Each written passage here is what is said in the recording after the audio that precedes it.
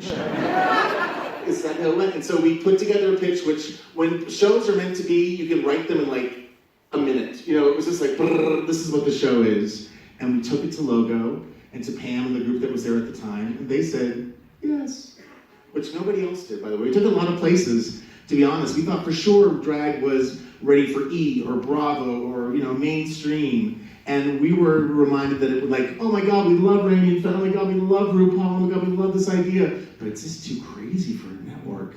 And Logo took a chance. And I'll honestly say we might not have been ready for drag either, but we were ready for Ru and drag.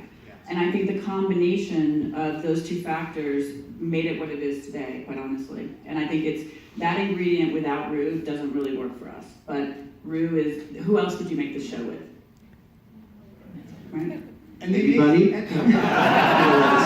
Well, that was our second choice. And you know, the amazing thing from back then until now at VH1 as well, you know, we've worked for lots of networks, and we love them all. We really do. But this has been a unique creative experience. Like, we really had sort of a kind of free reign all the way through, and it's really, I think that's part of the reason that it's been so successful and it's grown. It's just really, and there are so many creative people who work on it who aren't around here, like lots of just like-minded people. And so, you know, it's been unique and we're really lucky. Yeah. It's a bunch of gay people, like, in a playground, working on 12 cylinders, like, around the year. Like every day we see something like, that would make a great drag race challenge. And as much as, my only footnote, and I'll shut up, is, as much as the show is about the heart, and you always remind us of that, and as much as this, like, was really emotional to see, I hadn't seen it before, and how much we've been able to tell stories, the queens, it's like, we did it to have fun. We do it to laugh. We laugh every day on that set. Oh my God. On camera, off camera, and not making fun of people, and I say too, like, good reality TV, quote unquote reality TV, needs freaks. And the thing about World of Wonder and this show is, like, freak's not a bad word. We look for the freak in everybody, and we don't make fun of freaks, we celebrate freaks. But we are freaks. We are freaks. We are freaks. Not me. Yes, you are. You know better. But was there any pushback ever, anybody against it, like as it rose? Because I think you started at such a level that you could kind of keep control over it. I think that we don't have too many fights about the show, I would say. We Healthy discussions. We have healthy discussions, true. We have casting conversations, we have sometimes music conversations, challenge conversations. But Conversations about crotch shots. Yes, we've had a lot of those. Pick through crotch shots. I think 17 might be egregious. I get pushed back on that. But overall, I think maybe because we've all been in it together for so long, and also my colleague Tim Palazola, who's been on the show for the last 3 years. I think because we all, at the very core of this show, do love the heart of it. We do love the stories that come out of it. I think we all have shared experiences that we see reflected on screen about ourselves.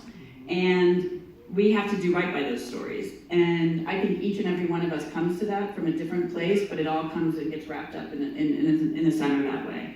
Because I'll say, working with Ru initially, Ru's not a mean person. Like, I think probably maybe that's why competition elimination didn't seem appealing. Ru is not a mean person, actually a very kind person. And when you see the firmness on the show, it's because I think you want people to understand where to make changes, where to make adjustments, how to think about the real world, how to make a living doing what they're doing. It's never from a place of being unfair or mean or irresponsible.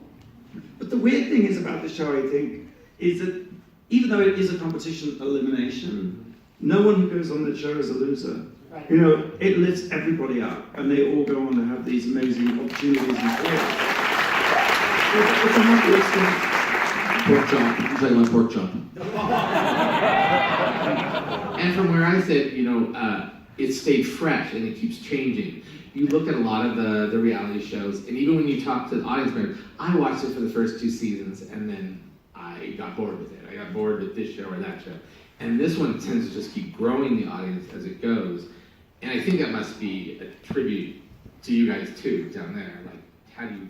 I think also a lot of people, as you even saw in the tape, were a little concerned about the jump from Logo to VH1, but I will tell you, it was a chance to get exposure to almost double the audience. This show grew in a crazy way from season 8 to season 9.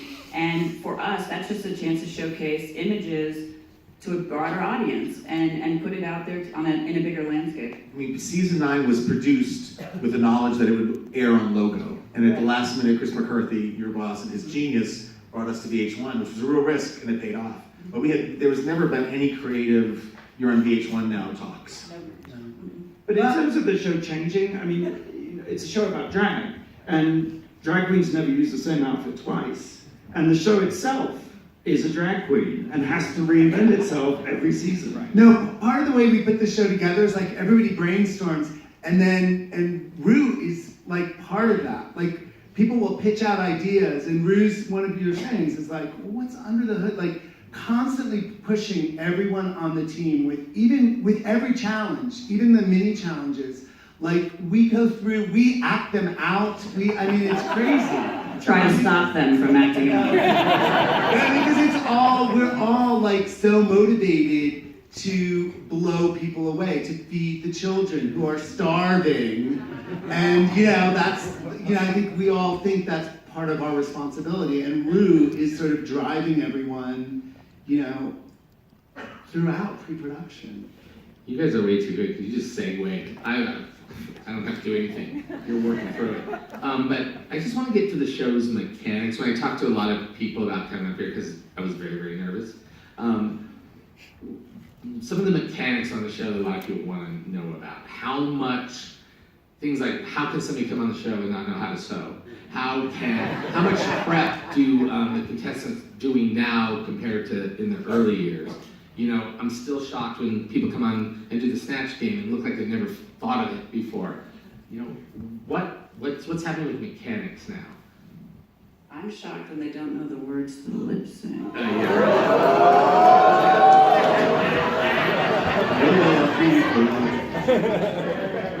Do you know all along who you think will win? No, we don't. No. And just to go back on what you were saying earlier, we put together an ensemble cast, and we choose from different genres of drag, as you can tell. There's the movie just showed. But a lot of times, a person is stronger in one area than the other. I'm surprised. Honestly, for anyone out there who ever wants to sew, you could probably learn in 30 minutes. You really could. If you knew the mechanics of it, or just say you spent a week on it, you could do it. I don't know what's behind them not knowing how to sew. I really don't. I don't know what human nature or something. Yeah, it's millennial, it's Trumpian, I don't know what it is. Not knowing how to do your job. Yeah.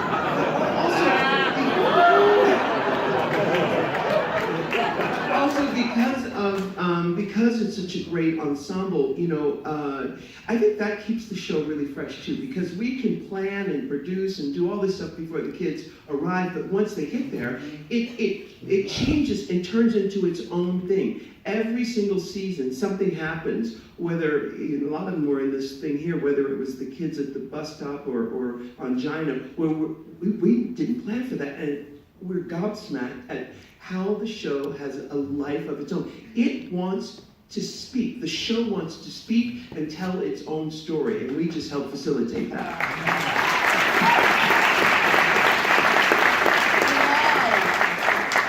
And even at the beginning, when you watched from the early, everybody came on as a drag queen, and that was almost what I call it magical drag. Drag has grown up so much in this, and I do sense there's a little bit of how you embrace that, almost the fantastical. It almost isn't drag sometimes. It goes into something else. And I just find it fascinating. That's not really a question. I'm just dying. That's something we see at DragCon, which we've had, 4 DragCons now? And there's more coming now in New York. People posted, buy tickets. But, you go to like Comic-Con or something, which is amazing, but everyone's dressed like Superman or Wonder Woman, like they're copying a superhero franchise. And when you go to DragCon, sure, there are drag queens and there's fishy queens and stuff, but it's like Tree Lady walks by, or Lobster Man. I mean, that's reducing them. Everyone, it's what's your like? It's to be the you're more naked than the rest is drag, but also to become the definition of your own imagination is the most political thing you can do. When you pull out of all the places they told you not to go and you do it, it's the most amazing thing a human can do on this planet. You know? You had to take on a new thing, I think, yourself personally, too, because you started as RuPaul, the front person, and there's a show, and everybody's watching it. But then you became like a spiritual mother, and like taking on real emotion, I think. Was that different for you? Did you see that coming? No. I didn't see that coming. It is honestly a natural component of my personality. You know, to live to be a freak on this planet and to learn how to navigate, I've pulled from everywhere. And as a seeker, I wanted to find out what I could do to make this life work for me. Because I know I could not fit into the box society had for me. So I had to figure out a way. So I looked to the Ascended Masters, and this is not rocket science, this stuff. It's looking beyond the facade of the illusion of life. And so through the process of the show, I saw myself in these kids. And if there's an opportunity for me to say, look, this is what's really happening for you, I'll take it. The show grew with you because that didn't used to happen at the beginning, like the real. Well, there was some of that. I mean, there was, even in the first season, there was metaphysics. Because at its core, drag is a metaphysical on-taking. It's about understanding that we are shapeshifters, that these bodies that we're in are temporary. And drag takes it to that next level, saying, okay, if this is temporary, then why don't I play around with lots of other different looks and colors and sounds? So it's part of it. It's inherent. And just drag in general, like take away from the show, but drag in general is important. I know you have feelings about this, like. Oh, I think it's hit people because, as Ruth said, it's like I keep on saying this over and over. What you said, you're born naked, and the rest is drag. We're all in a kind of drag, and I think sometimes drag has been mislabeled as being about gender. It's not really. And another thing you say that I always like to say is it's about using all the colors in the crayon box, because life, joy, love, laughter. That's what it's sort of about. You would add anything? I think we would need to go to the audience, right? sure. How much time do we have? How long do we have the theater for? Really? As long as we want. Yeah. It's a nice show. Yeah. Okay, so maybe we have questions for you. Tom,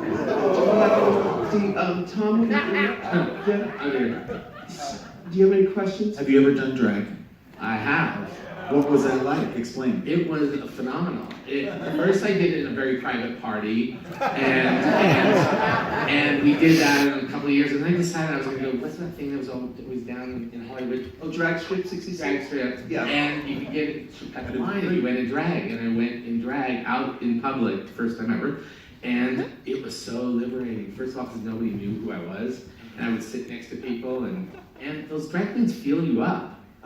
Like at the bar where you're getting a drink, they just come up and grab everything. Sure, yeah. I love that. I love that kind of feeling of Kiana too, and I don't wear underwear. Yeah. And just kind of free, and I think I pulled the underwear off and threw it away. We might need to explain to the audience what Kiana is. All right, well, It was a fabric from the 70s. it probably went up in flames. Yeah. Now, were you, when you put on drag, it sort of transforms your energy. Were you a fun queen? Were you bitchy? Were you a coy? Were you like Really? Were you your mother? I was really mean. I put on drag and I turned 80. That's what. But then when I would always do nothing underneath. No, I never. And I went to. Why am I telling my stories? Yeah. But I went to Fredericks of Hollywood. I went to buy a bra. I was gonna grow up, And I went. The one was very good, like your bra and like how it fits. Then when we're walking up to the front, goes, and how are you for panties? Like she just wanted to make sure that she was giving me the option that this was not a drag thing. It was like Yes. This is what I would do in private. Yes. So she left it wide open for me to buy panties. Last question. How are you for panties? I know there's a lot of brilliance around it. I'm fine. What was Helen Back. Helen back?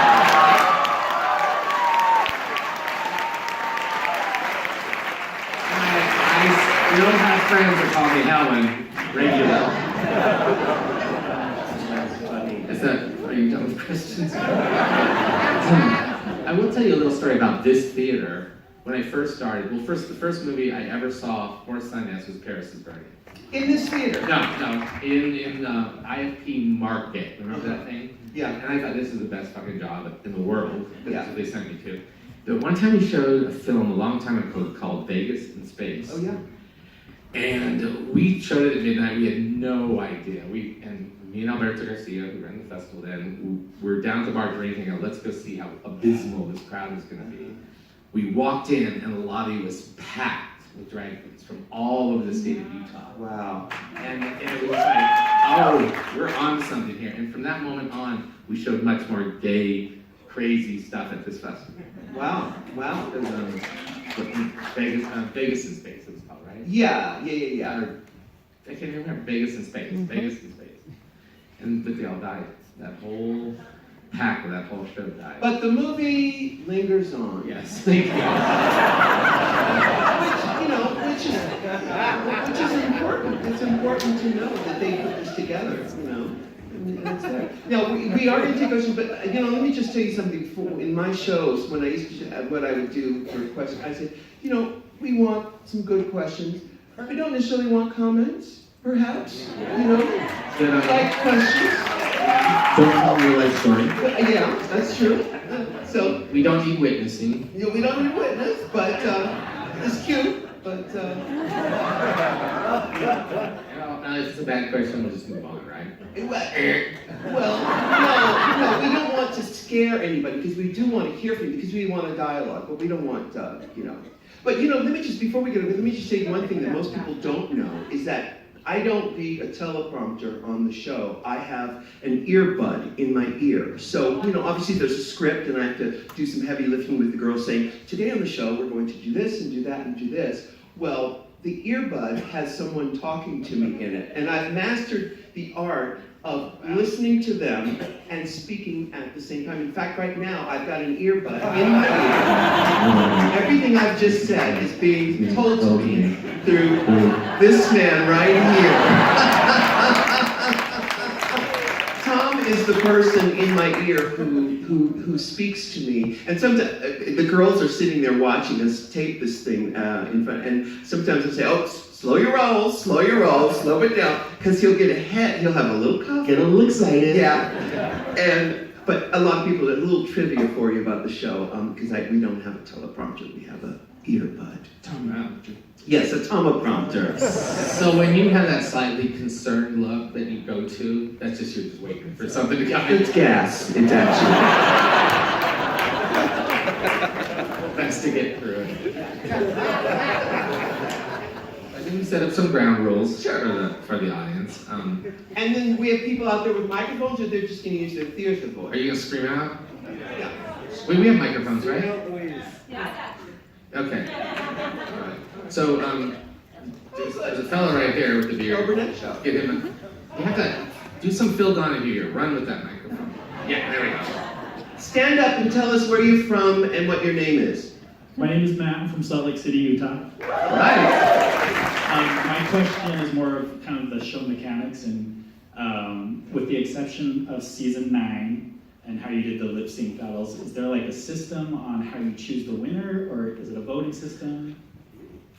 Well, it's all the same though. What's We did the lip sync off last year, the grand finale. We did the, remember the Is that what you're talking about? Who are you? Lip syncing. Who are these people?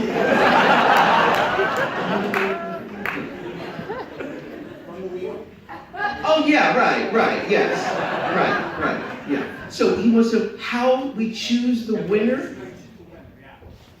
For a lip sync? Do you have like a criteria? What are you looking for? Each episode or the final? Oh, the final. Sorry. Oh, the final, right. It's a comedy. It's in that moment. It's the audience. It's what I feel. It's how they forget. Because by the time we get to the finale, we would have finished filming 6 months before.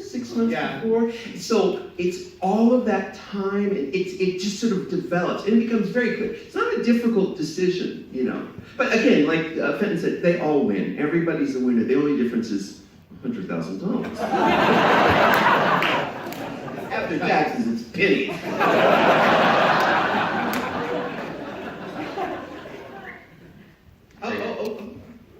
Do you want to pick? No.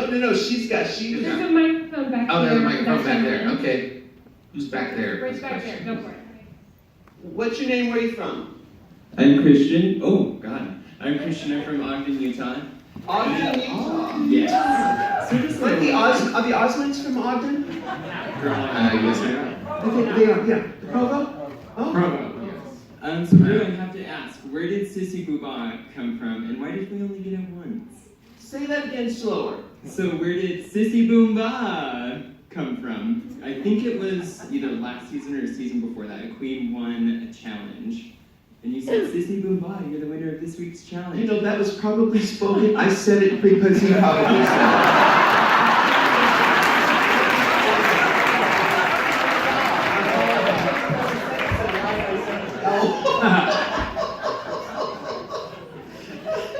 I think it was the cheerleader episode. I think before I fed it to her, he said, "Why am I saying this?" I'm like, "Because it's like cheerleading." So thank you for pointing out an expression that was so awkward you remember it years later. Thank you very much.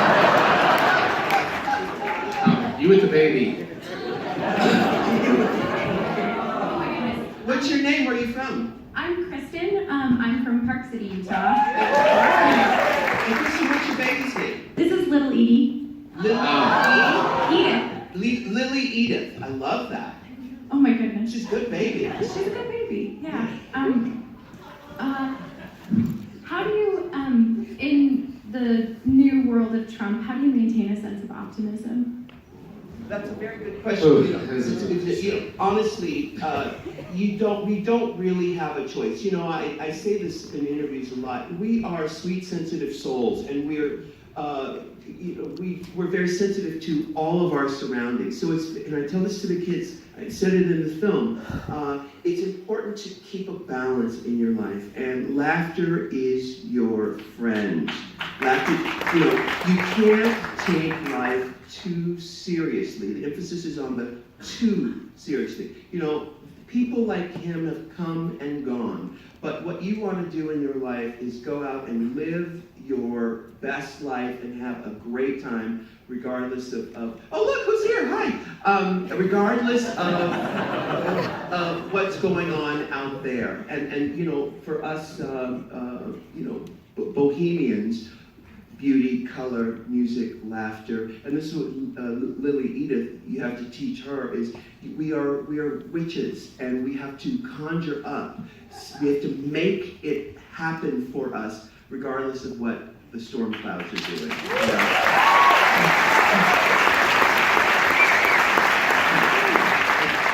I did love the piece. I remember at the DragCon, the little kids that come in and wait. That was powerful. I love that. Actually. Yeah. I know since she's a little baby, it's reminded me. Where are we going there? That high hand right there. Right, get the mic. Good talk. Thank you so much for what you give to us. Since we are all freaks and the future is female, and female energy, if nothing else, do you ever consider having a woman on Drag Race, a cisgender woman? Now, I can't keep up with the terminology. Natural vagina. Oh yeah, biological. I don't even know if it's PC to say biological. No, it's not. It's not? No. That's funny. Yeah, it is. And laughter is important. Yeah. And I've gotten in trouble for answering this question this way, but Drag Race is about this crazy drag over the top thing. And the truth is, there has always been a cisgender competition. It's called the Miss Universe. And it is total drag. It's complete drag. It's a complete drag. And we've always had a female drag queen on the show, Michelle. Michelle Visage. She's never won though. She's never won. Always runner-ups. But have you ever thought of the, from Paris is Burning, the male realness and all the lesbians that do the opposite? Drag king, yeah. I think it's a different show. Yeah. Honestly. We wouldn't mix them together. I think it's a different Not show. nearly as colorful. Well, yeah. Just a bunch of suits. Well, Slower songs. Yeah. slower songs, right? But the funny thing though is that, like you were saying earlier, the show sort of is its own thing. It's alive. It evolves. You never know what's going to happen on the future of drag. In 10 years from now, on Drag Race 10 years from now. When you're back here on this stage. 10 years Right, from now. right. When Lily Edith is hosting the show. How this hair right here. Hi. Okay, so Where are you from? I'm from Arizona. My name is Oh, Jake. we're finally out of Utah.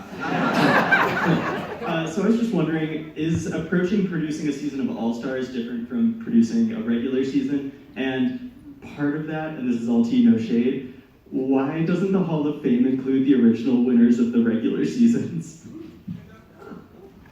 It's a two-parter. First one is Do we produce All Stars differently? I mean, the overarching thing, which, last night was All Stars 3 and All Stars 2, the idea of them voting each other off was a production thing, thinking if they want to be, in the Hall of Fame, if they really want to know what it's like to be head honcho, they have to know the pain and the agony and the ecstasy of making those decisions. And because they all know each other, that's the only thing that's kind of different is you don't necessarily get the journey. Every season of Drag Race, we get to know the journey of the queens from nothing to 100, and in All Stars, and I think we've cast pretty well to get people that have something to prove or something, a comeback or something, and yeah, because we don't have to spend that much time on the All Stars backstory because we already know them, so we get to actually get in there and get into their relationship. And we try to pump up the challenges and make them as big and beautiful and overwhelming and challenging as possible. Can I say what next week's is? It's my favorite. What next week's? It's a Divas, remember VH1 Divas live? Yes. We're bringing it back for one night only. The diva being worshipped is RuPaul. So each of the queens has to portray a diva, like Celine Dion, Janet Jackson, things of that nature. And then they have to lip sync to a RuPaul song in the style of that artist, performed by a Sound Like artist. Now that's a lot. So wait, let me get this straight. Each girl, He was there. each girl performs either as Janet or Celine Dion. and they sing one of my songs, Right, but in the style of Celine Dion. but sung by another person to a voice who that sings sounds like Celine Dion. Yes, within the legal ramification, within the legal boundaries. Right, okay. And it will be available on iTunes. The song will be available on iTunes the next day. Right. So get ready. That's an all-star challenge. Yeah, and Arizona, what was your first name? Jake? Yes. Why Yeah. What aren't was your the- second question? Why aren't the winners from the original seasons in the Hall of Fame? Where are the winners? That sounds like math. Does it? I don't understand it. Do you guys know what we're doing? It's a good idea. What We'll think minute? about it. It's lonely in the Hall of Fame. I think we're differentiating All Stars from drag. Yeah, race. it's a I think different- it's a different prize. It's just a different prize. Yeah. Yeah. Yeah. Note to self. Think about that. Was that hand up on the mic? Okay, right here. What's your name? Francis, Where you from? New York. I grew up here in Salt Lake, Oh, you live here and there? sort of. Oh, so you're very rich, aren't you? But not as much as you, Mama Ruth. Oh, right. Where in New York do you live? Manhattan, Where in Manhattan? financial district. Oh, no. Oh, one of those new high rises? Well, it was built in 1927. Oh, I recorded the Supermodel of the World album down there in one of those high rises. Do you remember what street? Was it Liberty? It could have been Liberty, I think it's Liberty. place. It's very close to Mount Yeah, because Jackson. that's where Eric Cutler lived there. And I could, on the microphone, I'm singing the song Supermodel, looking at the Statue of Liberty. Well, I'm gonna go Isn't that funny? right under that. Thank Did you have so a much. question?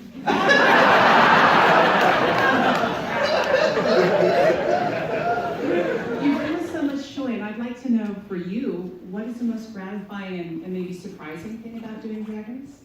The most, that's a great question. The most gratifying thing of doing Drag Race is helping to launch the international careers of these gorgeous creatures. They all have a local presence and some international presence because of social media, but it's the show is the launching pad for their careers far beyond what they had done before. And that, having had such a long career already, to be at this place, to be able to be a launching pad for these other kids is so gratifying. Thank you so much. Thank you. Good question. Right over here, we got some action. Who's you? That dude right there. Hello, hello. Hi, what's your name? My name's Ian. I'm from New York City. From New York City, what neighborhood? From Dumbo in Brooklyn. Oh yeah, look at that outfit. I know. Oh, you That's know, just gorgeous. doing the laundry. Yeah, and- let everybody see. Turn around, let them see what you're wearing. Well, I just want to say this is such an honor to be in the same room with you and this incredible production team. You guys have totally changed, I think, everyone's lives in this room. So thank you so much for Thank you. doing what you're doing. So, as someone who has thought about maybe applying to be on your show one of these days, and watching the last couple seasons and how polished and how incredibly talented these queens are, I'm curious, how have the standards for how you pick the queens to get on the show, how have they changed over the years? And going forward, what are some of the potential rules or changes that might happen? And in general, what advice do you give to those who are curious about maybe applying to be on their show? Right. Anyone who's thinking of getting to a show business career or a drag career, I say, get your real estate license. Yeah, because it ain't for sissies. It's a hard life. But you've answered this many times, Tom, is that we're always looking for charisma, uniqueness, urban talent. And that actually answers the cisgender question too, because who knows? We don't stand on ceremony. We could, if someone is fierce enough, we might do it, you know what I mean? But it's always been the charisma, uniqueness, and urban talent. Yeah, always. And you talk about on audition tapes how people just need to not do the same thing. Oh my goodness, I wish the film accompanying this would be a reel of the auditions, because this is a human behavior storyline. Everybody does the exact same. I will cut a bitch. RuPaul, you need to have me on your show, because you know what?